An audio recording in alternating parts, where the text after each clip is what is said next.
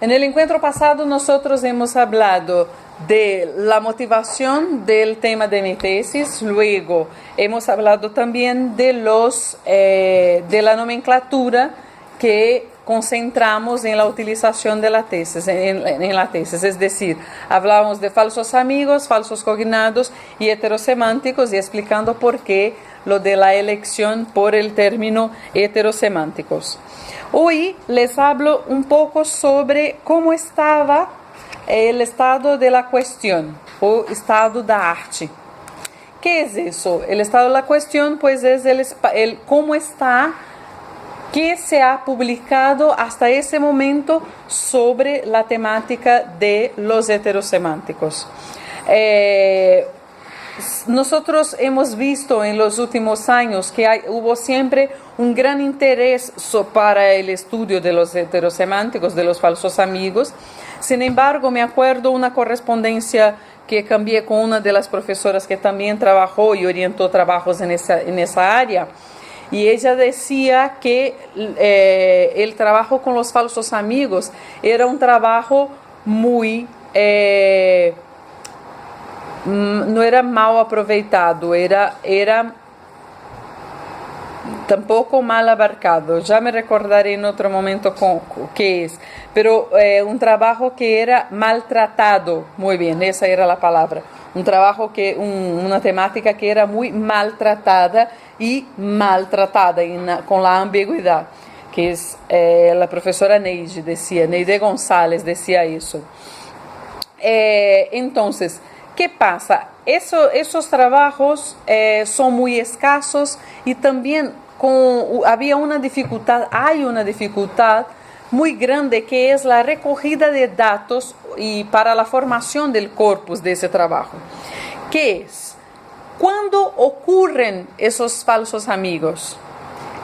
Si ocurren en la oralidad, normalmente en situaciones de informalidad, por lo tanto, para registrarlos, o los investigadores bien están con el papelito en la mano, o entonces tienen que recurrir a otros medios que sean más formales. ¿Qué son y qué tipo de medios nosotros encontramos normalmente para la formación del corpus de falsos amigos? Nosotros vemos, por ejemplo, el cotejo de un diccionario de lengua española y el diccionario de lengua portuguesa, en que se miran las entradas de ambas las lenguas y se identifican cuáles de las dos tienen acepciones distintas. Otro medio de recogida es ese que estábamos hablando antes, de apuntar todas las veces que ocurra un caso de falso amigo, pues lo apuntas y luego investiga cuál es la significación y qué sentidos tienen estos falsos amigos. Nosotros hemos visto que el español va avanzando a pasos muy rápidos, pero esos pasos muy rápidos todavía tienen muchas trampas en el medio del camino, ¿no? Y muchos obstáculos, como por ejemplo la falta de profesores o la falta de especializaciones o falta de cursos continuados. Sin embargo, incluso ese tipo de problemas acaba por últimamente tener algunas soluciones, aunque sean soluciones modestas. También hubo uno de los elementos que movió de alguna forma ese proceso de falsos de la lengua española, y el crecimiento de la lengua española también ha sido la oferta obligatoria de español en las escuelas secundarias a partir de la ley 11.166 del año 2005. Con esa ley las escuelas se ven en la obligación de ofrecer español, aunque los alumnos no tengan específicamente la obligación de hacer español. Pueden optar entre español y inglés, ¿no?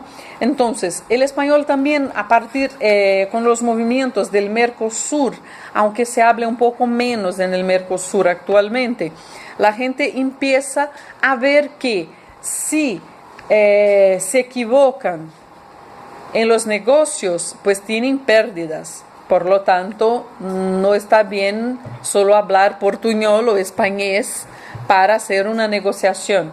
Entonces vamos viendo que el primer paso es el proceso de conciencia de la necesidad de estudiar español y sistematizar el estudio del español.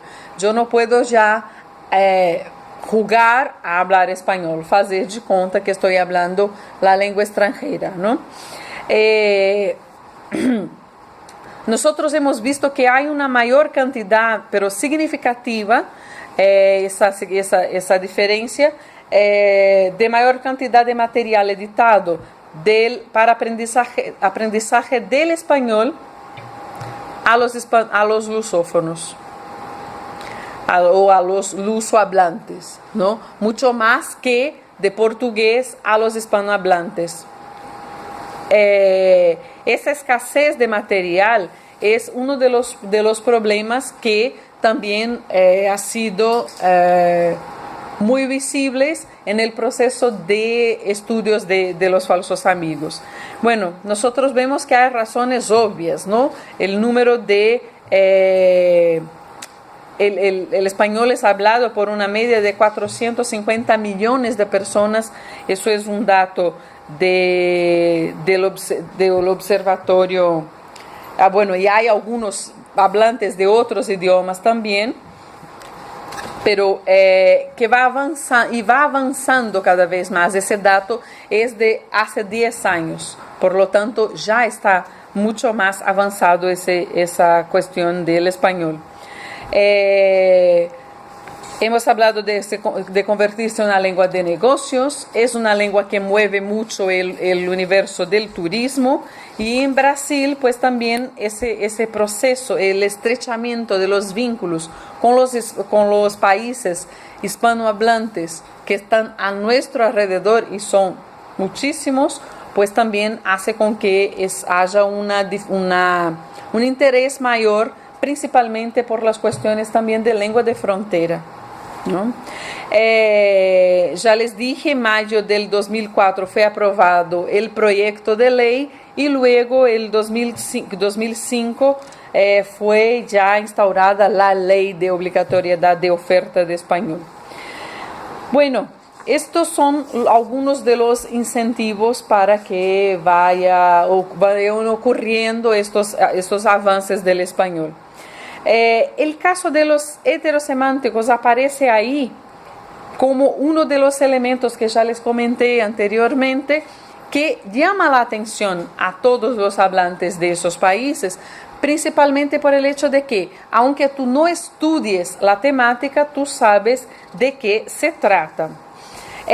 La primera obra de heterosemánticos fue un diccionario publicado el año 1992 por la Consejería de Educación de Embajada de España en Brasil, y que ese diccionario agotó su edición y luego sacó una segunda edición revisada y corregida el año del 88, 1988, que es el diccionario de falsos amigos. Es bilingüe y es el resultado del trabajo desarrollado por la profesora Balbina Feijó Hoyos, junto con unas alumnas del curso de letras de la Universidad de Assis, en São Paulo. Ellas eran becarias del Ministerio de Educación y Cultura de Brasil y hicieron un trabajo dirigido a profesores, traductores, estudiantes de español, hispanohablantes que estudian portugués y a los curiosos de la lengua también. Fue una obra muy importante porque vino para rellenar un espacio en la lexicografía contrastiva del portugués y del español. Otro factor que la hizo muy importante es que era la única obra bilingüe en su totalidad, ¿no? Las acepciones aparecen en las dos lenguas. Es un diccionario de portada amarilla que es muy fácil de encontrar hasta hoy. La autora dice que los diversos tipos de heterosemánticos pues abarcan los que tienen forma semejante o idéntica y solo con los que no ofrecen ningún significado común y también los que tienen significados comunes y otros con pequeñas diferencias. Gráficamente, los significados comunes están señalados en el texto y nosotros vemos la formación como si fueran binomios espejos. Entonces tenemos, por ejemplo, la palabra vago y la palabra vago, ¿no? Y ella pone la acepción que trae dificultad en estos dos, en este caso. Trabaja con binomios, pares de palabras. La obra está organizada, pues entonces, como les dije antes, en formato de espejo. Esa organización está pensada para los dos públicos, tanto de español como de portugués. Luego, nosotros tenemos también otra obra.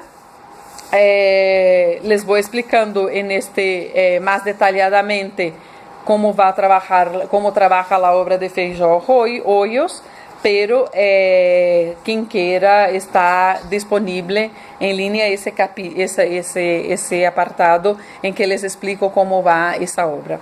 Enseguida tenemos un trabajo del año 1994, que es de la profesora Miriam Janete Serei Leiva. Ella hizo la primera, según sé yo, la primera disertación de maestría, de mestrado, el año 1994 sobre los heterosemánticos. Bien, ella presenta 131 pares de falsos cognados, que es el término que ella adopta en su trabajo, con una o dos acepciones en español y su traducción al inglés. Bien, en esa época le pareció interesante esto. Enseguida, nosotros tenemos el mismo año, el 94, el mini diccionario español-portugués, portugués-español, que ha sido publicado por las autoras Eugenia Flavian y Gretel Fernández, ambas de la Universidad de São Paulo. Y no es un diccionario de heterosemánticos, pero tiene la peculiaridad de señalar los heterosemánticos en esa obra. Es un estudio pionero en el campo de mini diccionarios porque tiene bastantes entradas, es una cerca de 20.000 entradas y que puede ser utilizado en las clases. Está dirigido, como la mayoría de las obras que consulté, al público de